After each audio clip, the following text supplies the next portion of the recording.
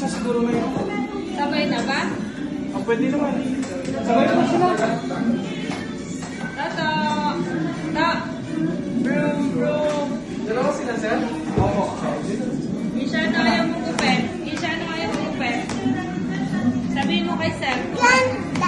Ayaw mo ng kalbo. Sabihin mo. Sabihin mo dun kay sir. May kalbo po to. Kalbo daw gusto mo?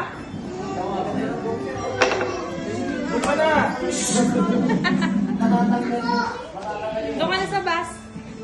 Ano para sa basket? English lang dito siguro, sir. Pero lagi mo ng konting vaccine pa.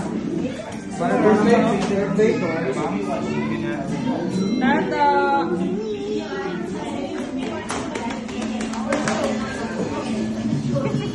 Ang gusto mo. Oo, gusto na yan. Gusto niya bus. Ayun na, doon ka na sa bus. Doon ka na sa bus. Doon ka na.